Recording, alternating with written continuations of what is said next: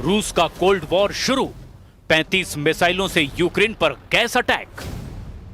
रूस ने एक बार फिर से यूक्रेन पर तूफानी हमलों से अमेरिका और नेटो की बोलती बंद कर दी है। रात भर रूसी मिसाइलों और ड्रोन हमलों से यूक्रेन के गैस प्लांट और यूक्रेनी सैन्य अड्डों पर भीषण हवाई हमले हुए हैं। हम आपको दिखाने जा रहे हैं कि कैसे रूस ने साबित कर दिया कि वो कागजी शेर नहीं बल्कि वो रूसी भालू है जो कभी भी अपने दुश्मनों को जिंदा नहीं छोड़ता। रूस के इन हमलों का गहरा असर यूक्रेन पर पड़ा है। ज़ेलेंस्की ने दावा किया कि रूस के इन हमलों से हजारों यूक्रेनी सर्दियों में गर्मी के लिए तरस जाएंगे। यानी रूस ने यूक्रेन के खिलाफ कोल्ड वॉर शुरू कर दिया है। हम शुरू करते हैं रूस यूक्रेन से जुड़े उन आंकड़ों से जिसमें रूस साफ जीतता हुआ नजर आ रहा है। आग का गोला बने यूक्रेन के गैस प्लांट। पिछले 90 दिनों से यूक्रेन रूस के तेल रिफाइनरियों पर लगातार हमले कर रहा है। कुछ रिपोर्ट में दावा किया गया कि यूक्रेन ने रूस की 38 तेल रिफाइनरियों में से 16 तेल रिफाइनरियों को बम धमाकों से भीषण नुकसान पहुंचाया है। दावा किया गया कि रूस की तेल रिफाइनरियों पर यूक्रेन के हवाई हमलों से इतना गहरा असर पड़ा कि रूस की 40% तेल उत्पादन पर असर पड़ा है। बौखलाए रूस ने यूक्रेन के इन्हीं हमलों का बदला लेना अब शुरू कर दिया है। रिपोर्ट के मुताबिक यूक्रेन की गैस उत्पादन इकाई नेफ्टोगाज पर रूस ने बड़ा हवाई हमला किया है। मिसाइल और ड्रोन के हमले में ये इकाई बर्बाद हो गई है। ठंड के मौसम से पहले हुए इस हमले से यूक्रेन को एक बड़ा झटका लगा है। इससे ठंडक से बचाव के लिए देश में गैस की आपूर्ति पर भारी असर होने के आसार हैं। रूस ने देर रात यूक्रेन पर 35 मिसाइलों और 60 ड्रोन से हमला किया है। इसमें यूक्रेन के खार्किव पोल्टावा क्षेत्र में स्थित ईंधन गैस का उत्पादन करने वाली सबसे बड़ी इकाई को निशाना बनाया गया।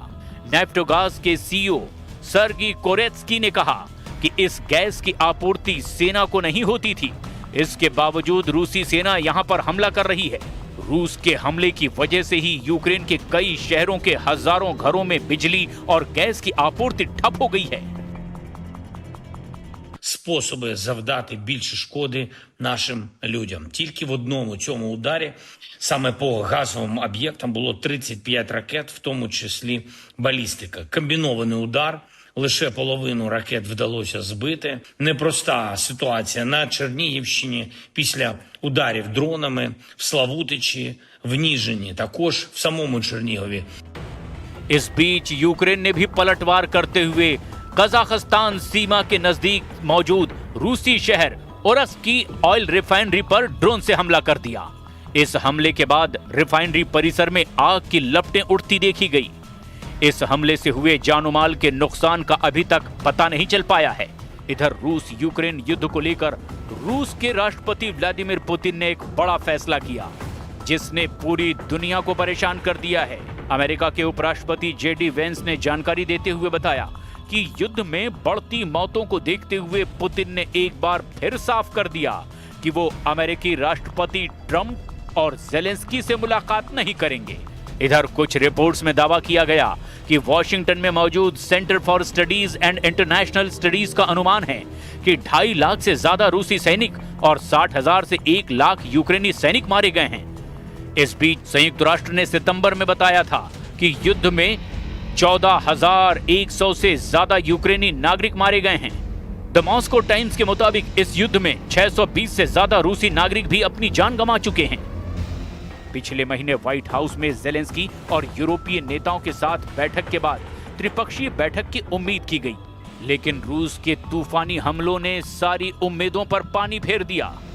दूसरी तरफ रूसी रक्षा मंत्रालय ने भी इस साल यूक्रेनी क्षेत्र के 4,714 वर्ग किलोमीटर पर कब्जा करने का दावा किया था। वॉशिंगटन स्थित think tank institute for the studies of war यानी ISW का अनुमान है कि रूसी आंकड़े का वास्तविक आंकड़ा 3,434 वर्ग किलोमीटर के करीब है। रूस कब्जे का ज्यादा इलाका बता रहा है। खबर है कि 25 से 29 सितंबर के बीच रूसी सेनाओं ने निप्रोपेट्रोव्स्क में भी कलिनोवस्कोय, स्टोपोय और डोनेस्क में डेरिलेवो, मेस्कोय, सेंड्रीगोलोव और किरोवस्क पर कब्जा करने का दावा किया। रूस की सेना ने सितंबर में यूक्रेन के 447 वर्ग किलोमीटर यानी 172.6 वर्ग मील क्षेत्र पर कब्जा कर लिया। अमेरिका स्थित युद्ध अध्ययन संस्थान के विश्लेषण से पता चला कि जुलाई में 634 वर्ग किलोमीटर इलाके पर कब्जा करने के बाद ये गति धीमी हो रही है। वहीं दूसरी तरफ यूक्रेनी राष्ट्रपति व्लादिमीर ज़ेलेंस्की कोपेनहेगन में 50 राष्ट्राध्यक्षों, शासनाध्यक्षों और यूरोपीय संघ के नेताओं से मुलाकात कर रहे हैं।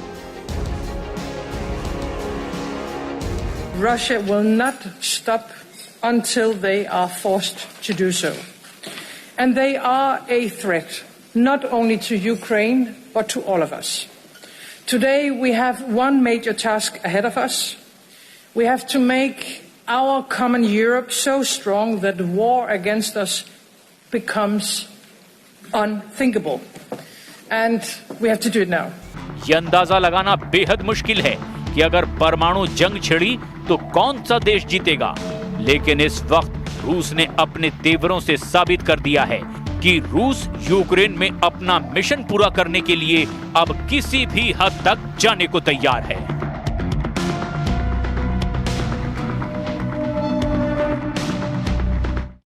तो चलिए इस बुलेटिन